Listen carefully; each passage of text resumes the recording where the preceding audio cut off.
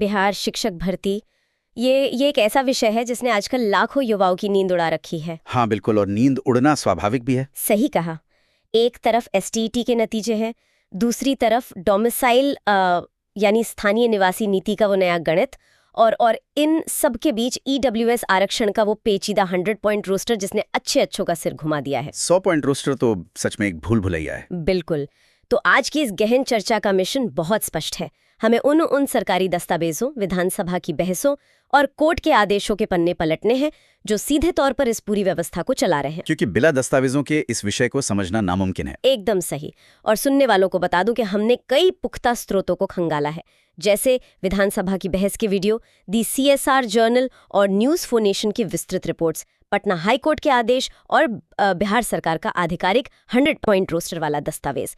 तो चलिए इस पर विस्तार से बात करते हैं। और ये विस्तार से बात करना इसलिए भी बहुत जरूरी है क्योंकि देखिए, ये चर्चा सिर्फ कुछ हजार नौकरियों के बारे में नहीं है। हाँ। ये मुद्दा हमें ये समझने का मौका देता है कि नीतियां असल में कैसे बनती हैं, फाइलों में दर्ज एक छोटा से प्रतिशत धरातल पर कैसे काम करता है, और कैसे ये सीधे तौर पर उन लाखों युवाओं के संवैधानिक अधिकारों और उनके भविष्य को तय करता है जो दिन रात इन परीक्षाओं की तैयारी कर रहे हैं। बिल्कुल। तो इस पूरी पहेली को सुलझाने के लिए शुरुआत करते हैं उस हालिया घटनाक्रम से जिसने इस पूरी बहस को एक नई दिशा दी है। आप एसटीईटी के नतीजों की बात कर रही हैं? हाँ वही।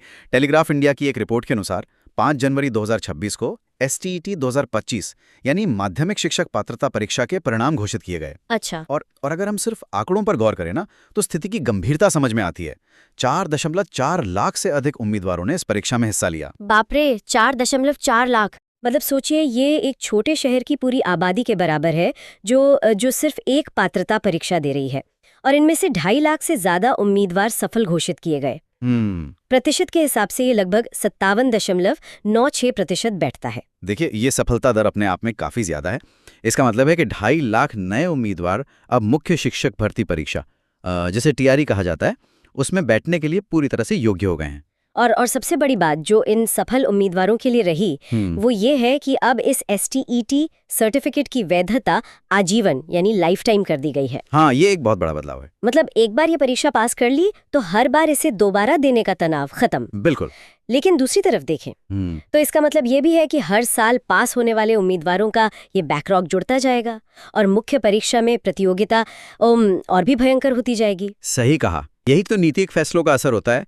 एक तरफ राहत मिलती है तो दूसरी तरफ एक नई चुनौती खड़ी हो जाती है। और चुनौतियां यहीं खत्म नहीं होती। यहाँ बात सच में बहुत दिलचस्प हो जाती है, क्योंकि जैसे ही हम इन लाखों उम्मीदवारों के लिए नौकरियों के बंटवारे की तरफ देखते हैं तो द CSR जर्नल की रिपोर्ट हमें बिहार की नई डोमिसाइल नीति के बारे में चौंकाने वाली जानकारी देती है।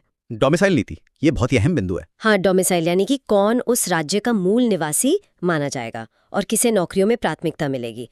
इस एक फैसले ने पूरे देश के उम्मीदवारों का ध्यान अपनी ओर खींच लिया है।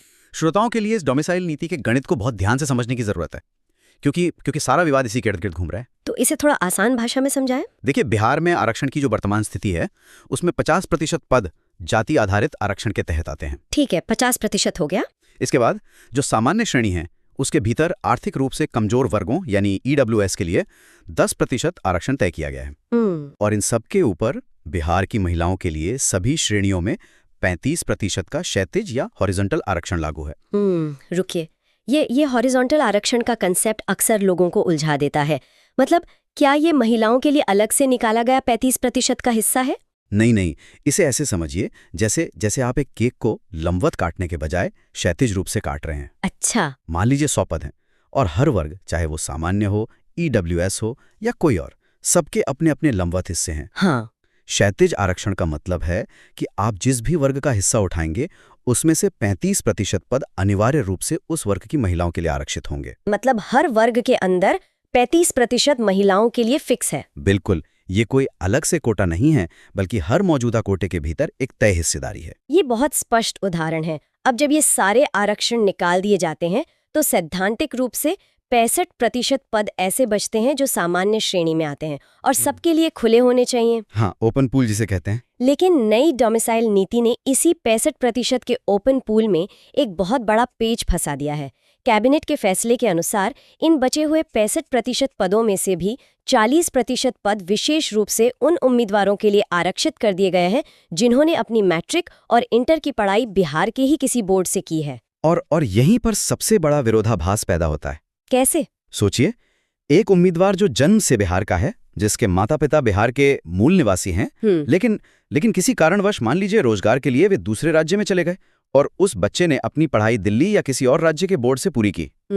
ऐसा तो बहुत परिवारों में होता है। बिल्कुल। तो इस नई नीति के तहत वो बच्चा अब उस 40% के सुरक्षित दायरे से बाहर हो जाता है। ये तो वाकई हैरान करने वाला है। जन्म स्थान के बजाय बोर्ड की परीक्षा को पैमाना बना दिया गया है। जी हाँ, और अगर हम इस पूरे गणित का निचोड़ निकालें ना, तो CSR जर्नल के आंकड़े बताते हैं कि बिहार के स्थानीय निवासियों के लिए प्रभावी कोटा अब 85% को भी पार कर गया है। हाँ, बहुत बड़ा आंकड़ा है ये। रिपोर्ट के अनुसार यह सटीक रूप से 84% है। इसका सीधा सीधा मतलब ये हुआ कि भारत के बाकी सभी राज्यों के उम्मीदवारों के लिए अब कुल मिलाकर सिर्फ 15% के आसपास ही सीटें बचती हैं। और इसके समय पर भी ध्यान देना जरूरी है। हाँ बिल्कुल, यह नीति अक्टूबर-नवंबर 2025 में होने वाले बिहार विधानसभा चुनावों से ठीक पहले लागू की गई है। ये समय का चुनाव बहुत कुछ कहता है।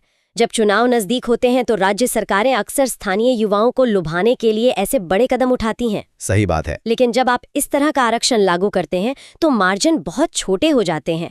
हर एक पद, हर एक प्रतिशत अंकों की छूट जीवन और मृत्यु का सवाल बन जाती है।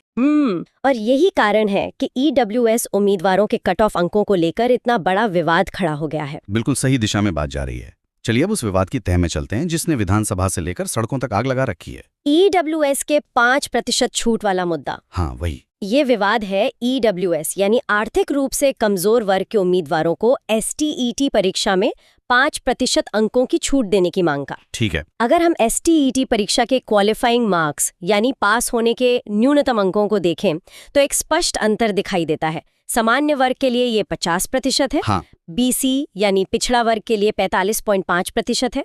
OBC या EBC के लिए 42.5% है और अनुसूचित जाति, अनुसूचित जनजाति, दिव्यांग और महिलाओं के लिए ये मात्र 40% है। देखिए, ये ढांचा अलग अलग सामाजिक और आर्थिक पृष्ठभूमि से आने वाले उम्मीदवारों को समान स्तर पर लाने के लिए बनाया गया था। लेकिन जो सवाल सड़कों पर और विधानसभा में गूंज रहा है वो ये है कि इस पूरी सूची में EWS वर्ग कहाँ है। EWS के उम्मीदवारों को भी सामान्य वर्ग की तरह ही पूरे 50% अंक क्यों लाने पड़ रहे हैं?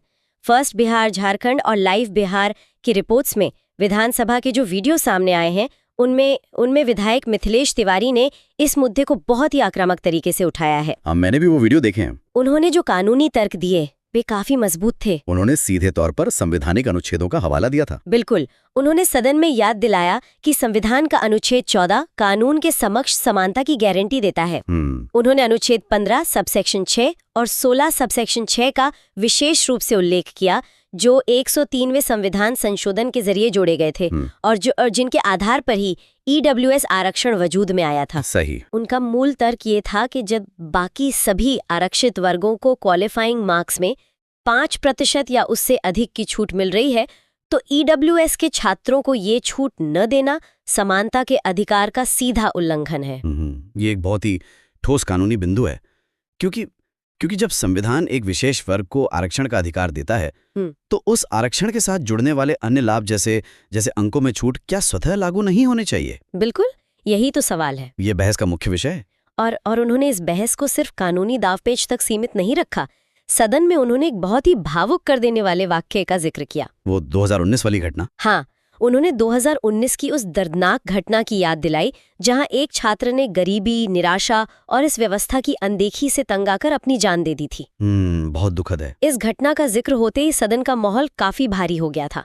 ये दिखाता है कि ये सिर्फ फाइलों का मुद्दा नहीं है, ये असली जिंदगियों का मामला है।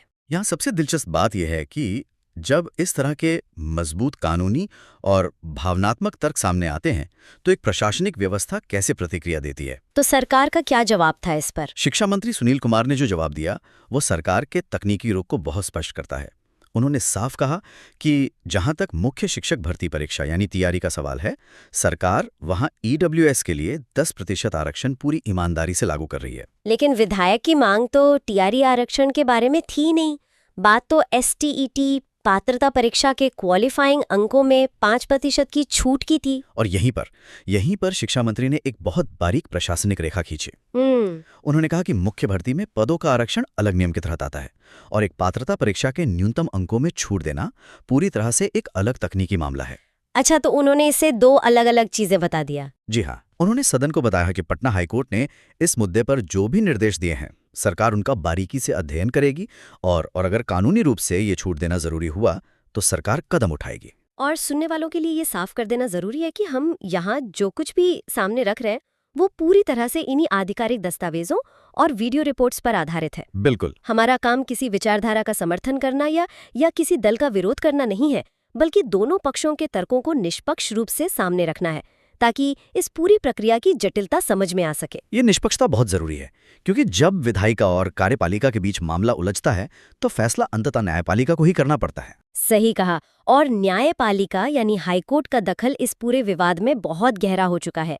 स्रोतों के अनुसार 16 सितंबर 2025 को पटना हाईकोर्ट ने एक याचिका पर सुनवाई करते हुए राज्य सरकार को स्पष्ट निर्देश दिया था कि वो ईडब्ल्यूएस छात्रों की इस 5% छूट वाली मांग पर मुख्य सचिव स्तर पर विचार करे। लेकिन बात सिर्फ छूट तक ही सीमित नहीं रही है। एबीपी लाइव की एक बहुत ही विस्तृत रिपोर्ट से एक और कानूनी पेज सामने आता है जो सीधे तौर पर पदों की गिनती से जुड़ा है। आप उस टीआरई भर्ती वाले मामले की बात कर रही हैं जहां बीपीएससी से जवाब मांगा गया था? बिल्कुल वही। अप्रैल 2025 में पटना हाईकोर्ट ने बीपीएससी और राज्य सरकार से 4 हफ्तों के भीतर एक हलफनामा मांगा। वहां याचिकाकर्ता के वकील अभिनव ने अदालत के सामने जो गणित रखा वो किसी का भी दिमाग चकरा सकता है। गणित में तो सारा खेल है। बिल्कुल। उन्होंने विज्ञापन संख्या 22/2024 का हवाला दिया जिसमें कुल 19,842 पद निकाले गए थे। ठीक है, 19,842 पद। अब सीधा सा गणित ये कहता है कि अगर ईडब्ल्यूएस को 10% आरक्षण मिलना है तो 19,842 का 10% होता है 1,984 पद। हाँ, बिल्कुल सीधा हिसाब है। लेकिन सरकार के विज्ञापन में ईडब्ल्यूएस के लिए मात्र 917 पद दिखाए गए। ये सीधा सीधा आधे से भी कम पदों का मामला था। इस कटौती पर हाईकोर्ट ने सख्ती से जवाब मांगा है और इसकी अगली सुनवाई 23 जून को होनी है। इससे एक बहुत अहम सवाल खड़ा होता है कि आखिर 1984 पद 917 कैसे बन गए? वही तो, ये कैसे हुआ? सुनने में ये एक साधारण सी गणितीय गलती लग सकती है, लेकिन प्रशासनिक स्तर पर लाखों पदों की गणना ऐसे नहीं होती। इसके पीछे एक बहुत ही जटिल प्रणाली काम करती है जिसे 100 बिंदु रोस्टर या 100 पॉइंट रोस्टर कहा जाता है। ये शब्द रोस्टर बार बार सामने आता है। हमने जो सरकारी दस्तावेज जुटाए हैं, बिहार सरकार का वो 100 बिंदु रोस्टर वाला पत्र, उसके आधार पर जरा इसे डिकोड करें। ये काम कैसे करता है? इसे ऐसे विजुलाइज करें कि एक रजिस्टर में 1 से लेकर 100 तक की संख्याएं लिखी हैं। हर संख्या एक नौकरी या पद है। ठीक है। सरकार ने पहले से ही ये तय कर रखा है कि कौन सा नंबर किस श्रेणी के उम्मीदवार को जाएगा। अच्छा। उदाहरण के तौर पर आधिकारिक दस्तावेज स्पष्ट करता है कि ईडब्ल्यूएस के लिए जो 10% आरक्षण है उसे इस रोस्टर में विशिष्ट नंबरों पर फिक्स किया गया है। जैसे बिंदु संख्या 7, 17, 27, 37, 47 और इसी तरह आगे। मतलब जब 7वें नंबर का पद भरा जाएगा तो वो हर हाल में एक ईडब्ल्यूएस उम्मीदवार को ही मिलेगा। बिल्कुल। इसमें कोई बदलाव नहीं हो सकता। बिल्कुल सही। लेकिन जटिलता तब शुरू होती है जब आप इसमें बैकलॉग यानी पिछली भर्तियों के खाली रह गए पदों को जोड़ते हैं और साथ ही महिलाओं का वो क्षैतिज आरक्षण लागू करते हैं जिसकी हमने पहले बात की थी। अच्छा, तो पुरानी बची हुई सीटें भी जुड़ती हैं? हाँ, कई बार ऐसा होता है कि किसी खास वर्ग में पर्याप्त उम्मीदवार नहीं मिलते और वे पद खाली रह जाते हैं।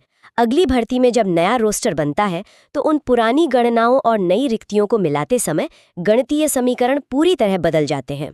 समझ रही हूँ। यही वो उलझन है जिसके कारण 19,842 पदों की भर्ती में ईडब्ल्यूएस के हिस्से में 1984 की जगह केवल 917 पद ही आ पाए। सरकार को अब अदालत में यही रोस्टर फॉर्मूला साबित करना होगा। ये तो सच में किसी भूल भुलैया जैसा है। एक सामान्य छात्र जो सिर्फ अपनी किताबों में सिर खपाए बैठा है, वो इस तरह की प्रशासनिक गणित को कैसे समझेगा? ये बहुत मुश्किल है उनके लिए। और सिर्फ गणित ही नहीं, ईडब्ल्यूएस का वो 1 पन्ने का सर्टिफिकेट हासिल करना भी तो अपने आप में एक अलग संघर्ष है। ये एक बहुत ही महत्वपूर्ण और अक्सर अनदेखा किया जाने वाला पहलू है। ईडब्ल्यूएस का प्रमाण पत्र बनवाना कोई आसान प्रक्रिया नहीं है। हाँ, मैंने सुना है इसके नियम काफी कड़े हैं। आधिकारिक नियमों को देखें तो शर्तें बहुत ही सख्त हैं। सिर्फ ये काफी नहीं है कि आपके परिवार की वार्षिक आय 8 लाख रुपए से कम हो। संपत्ति के भी बहुत कड़े नियम हैं। जैसे परिवार के पास 5 एकड़ से ज्यादा कृषि भूमि नहीं होनी चाहिए। अगर आप शहर में रहते हैं तो आपका आवासीय फ्लैट 1000 वर्ग फुट से ज्यादा का नहीं होना चाहिए। मतलब अगर आय कम है लेकिन गांव में पुश्तैनी जमीन 5 एकड़ से थोड़ी भी ज्यादा है तो आप बाहर? जी हाँ, आप तुरंत अयोग्य हो जाते हैं। इन शर्तों को साबित करने के लिए जो कागजी कार्रवाई करनी पड़ती है, आय प्रमाण पत्र से लेकर संपत्ति के मूल्यांकन तक, वह किसी भी उम्मीदवार के लिए एक लंबी और थकाऊ प्रक्रिया होती है। बिल्कुल। और इतनी मेहनत के बाद भी जब उन्हें क्वालिफाइंग अंकों में 5% की छूट के लिए संघर्ष करना पड़े तो उनकी निराशा को समझा जा सकता है। तो इन सब का आखिर मतलब क्या है? एक तरफ लाखों युवाओं के सपने और उनकी सालों की मेहनत है, दूसरी तरफ 100 पॉइंट रोस्टर की भूल भुलैया है, विधानसभा में उठने वाली मांगे हैं और हाई कोर्ट की तारीखें हैं। ये सब एक आम युवा के जीवन को कैसे प्रभावित कर रहा है? अगर हम इसे बड़ी तस्वीर से जोड़कर देखें तो सुनने वालों के लिए ये एक बहुत बड़ा सबक है। ये पूरी चर्चा सिर्फ बिहार की एक शिक्षक भर्ती तक सीमित नहीं है। सही कहा। ये इस बात का एक सजीव उदाहरण है कि हमारे देश में एक सरकारी नौकरी पाना केवल एक परीक्षा पास करने का नाम नहीं है। ये समझना है कि कैसे राज्य की नीतियां, संविधान द्वारा दिए गए अधिकार और अंततः न्यायपालिका का हस्तक्षेप मिलकर एक पूरा इकोसिस्टम बनाते हैं। बिल्कुल।